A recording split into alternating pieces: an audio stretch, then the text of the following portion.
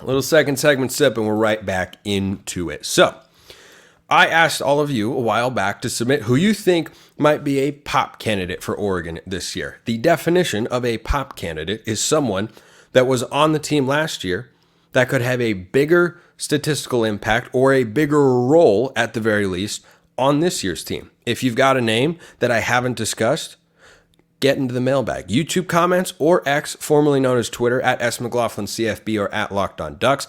If you want priority access and all sorts of other perks, you can join the flock over at Subtext. That link in the description below. $5 a month after a 14-day trial. Absolutely not a requirement. So a couple of pop candidates that came across my eyes, screen, whatever you want to call it. Screen, eyes, you get what I'm saying. Let's start with Trea Sean Holden. I'm a big Trea Sean Holden fan. I really, really like Holden, not just because of the personality that he exuberates when he's around the game of football and the way he plays, the passion he plays with, the physicality, the versatility that he has. I mean, this is a guy who really played at 4 levels for Oregon in the receiver room a year ago. Shorter routes, medium routes, deeper routes, behind the line of scrimmage, and gadget stuff. He can do it all. He's a really versatile guy. He reminds me of kind of a faster Juwan Johnson, where he's a big-bodied receiver. I think in the NFL, like Juwan Johnson, he could play tight end. I'm telling you, I've mentioned that prediction before or made that comparison before. If Trea Sean Holden gets into the NFL and converts to play tight end, I might quit this show and go apply for a job to be an NFL scout. Don't worry, I wouldn't do that to you, but I'd consider it. Anyway, so a year ago, Holden caught 37 passes for 452 yards and 6 touchdowns, all of which set or tied his career highs. He's going into his 5th year of college football. And this is a guy who has never been a number 1 target and isn't going to be a number 1 target on Oregon's team this year. The receiving core is just too good and too deep. Mostly Evan Stewart, but Tez Johnson as well. The reason I say mostly Evan Stewart is I think every receiving core, a lot of receiving cores, because no two are the same, have a top target on the perimeter and a top target from the slot or on the inside. Whether that's a slot receiver or a tight end, depends on where you're looking. You go to Utah, for instance, they use their tight ends extensively, and it works very well for them. I mean, Dalton Kincaid was a first-round draft pick. I guess a stud on the Buffalo Bills. Oregon doesn't use their tight ends that often, but certainly they use them effectively. Slot receivers have had more success, and that was true last year, of course, with Tez Johnson setting the Oregon single-season receptions record and having a 1,000-yard campaign. So I think for Trea Sean Holden, he's not going to play in the slot. He's a guy who plays on the outside, plays that Z position. I think you play X to, like, he's really, really athletic, big-bodied dude. I think he's the number 2 guy on the perimeter to Evan Stewart, who is a 1st or 2nd round NFL draft pick if he hits his full potential. And, you know, I think it's worthy to talk on a show at some point what Evan Stewart's potential could be, how many yards he could go for with Dillon Gabriel back there. But for Trea Sean Holden, first of all, I love having him there in the event. Hopefully it doesn't happen, of course, but it's football. It happens. That Evan Stewart gets hurt. Yeah, Holden's not a high-end draft pick the way Stewart is. I just don't feel like in college there would be a dramatic drop-off between the two. I've said before, I'll say again, I would still love Oregon's receiver room if they hadn't brought in Evan Stewart. But they did, so according to Pro Football Focus, it's the best in all of college football. And I think you can make that argument pretty reasonably. I would be surprised, not shocked, but Holden last year, 37 catches, 452 yards, and 6 touchdowns. He's one of many guys that you feel like could get the ball more, should get the ball more. That's a great problem for Oregon to have. Feels like Will Stein says that about several players, whether it's Holden, Teford, Kenyon Sadiq. I think that the connection between Gabriel and Stewart will determine whether Holden sets a new career high in receiving yards. I could see him doing it. I could see him popping for closer to 50 catches, closer to 700 yards receiving, and maybe Evan Stewart, instead of being where Troy Franklin was a year ago in the 1,400-yard range, maybe he's closer to 1,000 yards or 1,100, like where Tez Johnson was, and those yards kind of get siphoned off to Trea Sean Holden. I think that could absolutely be a guy that has a career season and builds upon his numbers from a season ago.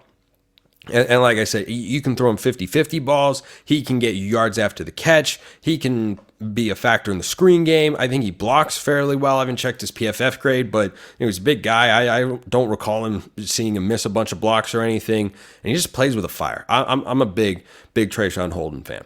Another one that came in for a pop candidate is Rodri Pleasant. So this one is trickier. I think Holden's far more likely between these two guys to pop than Pleasant. Pleasant could replace Nico Reed at some point. Like, Nico Reed is a solid player. He's fine, but he's nothing special. And I think that the reason I make that comparison, or say that's the avenue for Rodri Pleasant, who was a really highly touted 4-star recruit, one of the fastest players in the class of 2023 in the country, I think his physical gifts are probably slightly higher than Nico Reed's. I think physically on the field, they can play the same sort of spot, which is kind of that smaller nickel corner. Kamari Terrell falls into this category too, where they just got high-level speed. They're a little bit bigger. They can play on the outside. I don't know if Pleasant's a guy that pops this year. I think he'd be a candidate to be a starting corner in 2025. I just don't know about this season. I think he, works his way onto the depth chart somewhere. Just don't know about. I don't know if he's going to be able to see the field consistently, not because he isn't talented, but because the secondary is just so deep. There's so much experience. But then after this year, from the cornerback room, you're going to lose Jabbar Muhammad to the NFL draft, and I think he's out of eligibility as well. Dante Manning will be gone. We'll see if Jalil Florence is making himself into an NFL draft pick. I think he'd probably have to stay healthy this season and have a big-time year, but certainly he's a really talented guy. Like, you're going to see several names depart the Oregon corner room as it currently looks, and that'll create more of an opportunity for him to play. Last year, he played primarily on special teams. He was in on USC's 2-point conversion late in the game when it was still in question. Oregon had some injuries and Pleasant was there. I'm pretty sure he also forced the fumble against Liberty in the Fiesta Bowl. So he's not the furthest guy down the depth chart. I just think the corner room is a tough place to find a lot of opportunities this year. But if he's playing, it's because he's really, really impressing the coaches. Again, submit your pop candidates. Love evaluating those guys going into the season. This question came in from Bud. Why is it some states have 2 or more major college football programs while many others only have 1, such as Arkansas, Connecticut, Louisiana, Maryland, and a bunch of others? Small population doesn't seem to be a factor. Yeah, this goes back to the number of land-grant universities given to a state and our favorite topic, conference realignment. So it's really easy to look at conference realignment and say, okay, this has never happened before. There's all this movement. It's crazy. At this level, I don't know if it's taken place, but schools have moved conferences many a times, including Oregon, by the way.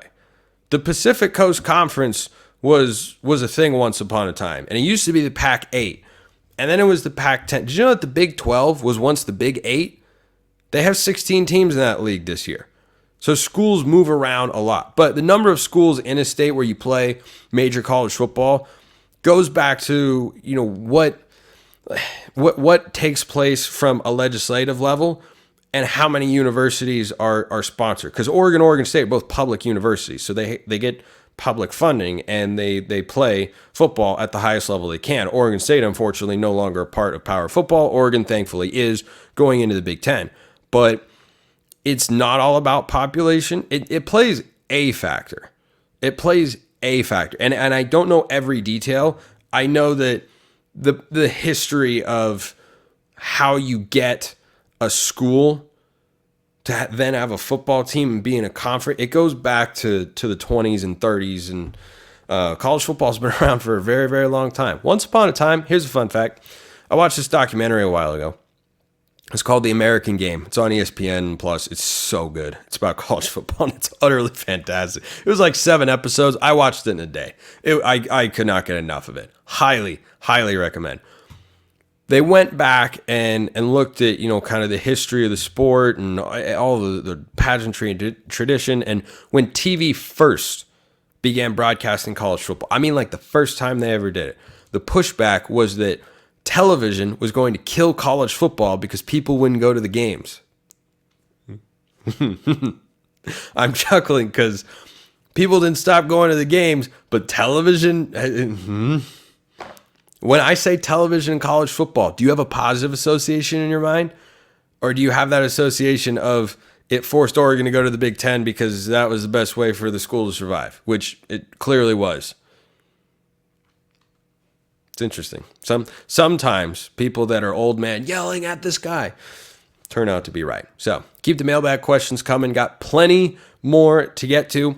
My apologies to music guests _ some numbers who submitted a question as well.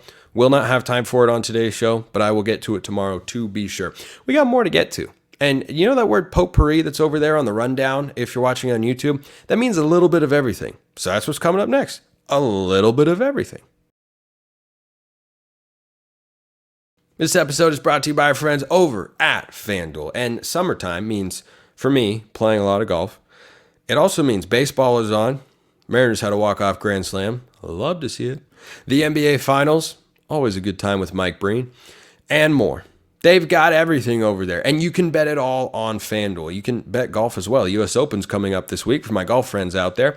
Right now, new customers get $200 in bonus bets with any winning $5 bet. That's $200 you can use to bet on everything from Finals MVP to who's going to hit one out of the park, everything you want. Oregon's win total, conference championship odds, national title odds. They're minus 250 to make the playoff. Our good friend Daniel Lanning better make the playoff or might be kind of disappointing. Visit FanDuel.com/lockedon. Add a big win to your summer bucket list. FanDuel.com/lockedon. FanDuel, America's #1 sportsbook and our official sportsbook sponsor here at the Locked On Network.